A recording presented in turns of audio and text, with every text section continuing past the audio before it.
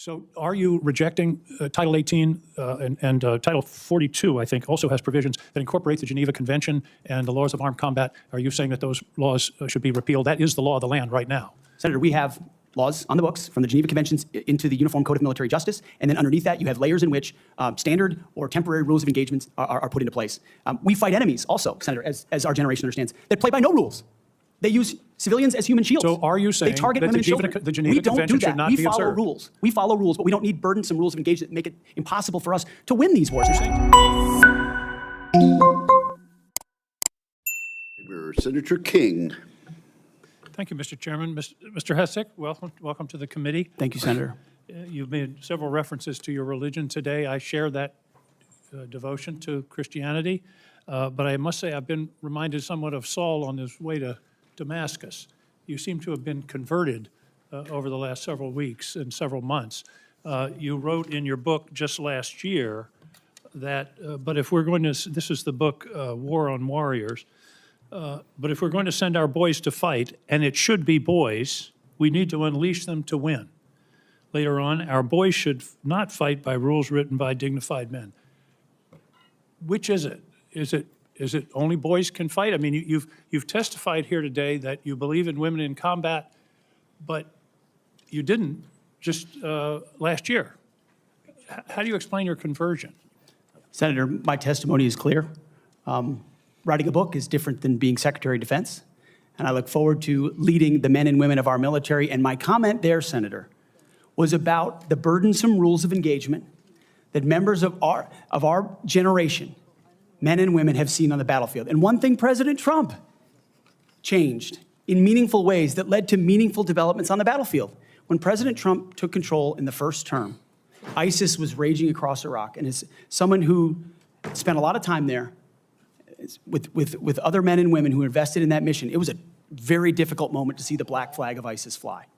And what President Trump did was untie the hands of warfighters. He changed the rules of engagement, untied the hands of warfighters, and allowed them to complete their mission and crush ISIS. It has not just tactical implications, operational and strategic implications, how you allow warfighters to go about winning and fighting their wars. President Trump understands that, and within the laws of war and the Uniform Code of Military Justice, we are going to unleash warfighters to win wars so that wars don't drag on forever, as our generation has seen. So are you rejecting Title 18 and Title 42, I think, also has provisions that incorporate the Geneva Convention and the laws of armed combat? Are you saying that those laws should be repealed? That is the law of the land right now.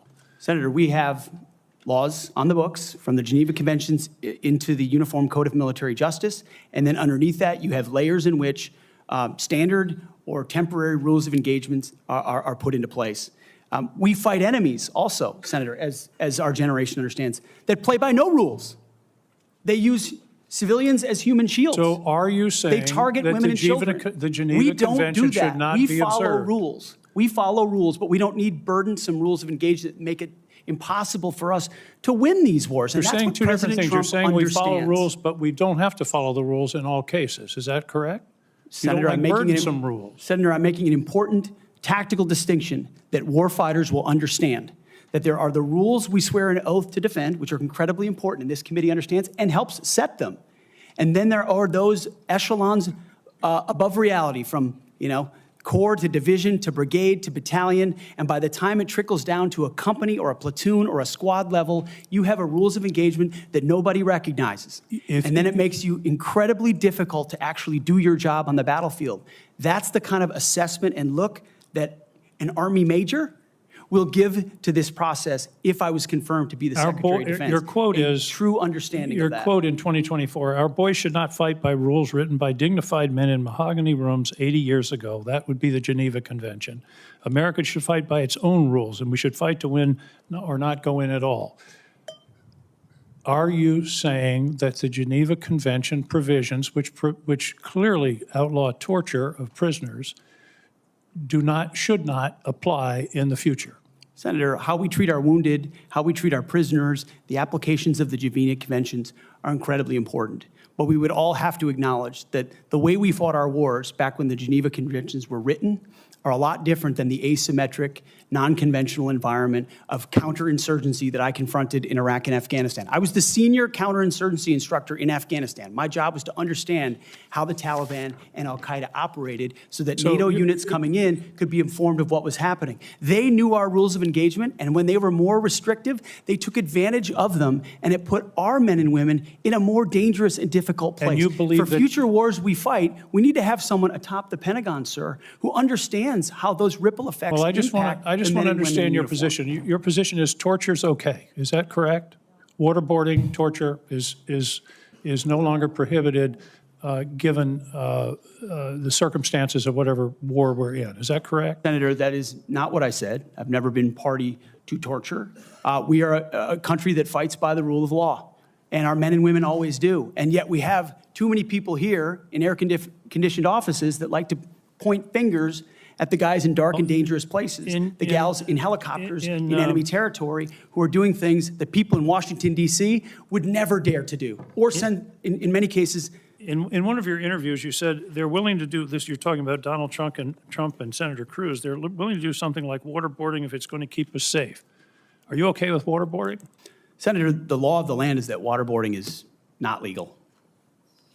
So the statement that you made, you now recant. Is that correct? They are willing to do something like waterboarding if it's going to keep us safe. You expressed that with approval. Senator, I'm very familiar with that as a concept, having spent a year at Guantanamo Bay, Cuba, guarding 700 of those that attacked us on 9/11. I just want to be clear.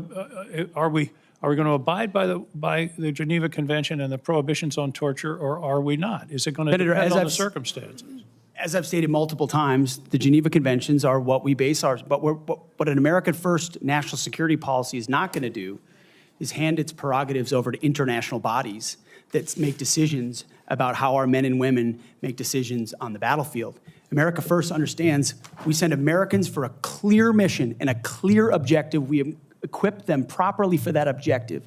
We give them everything they need, and then we stand behind them with the rules of engagement that allow them to fight decisively to defeat America's enemies, which is why we say I just have a few seconds left, Mr. Hessek, if you could.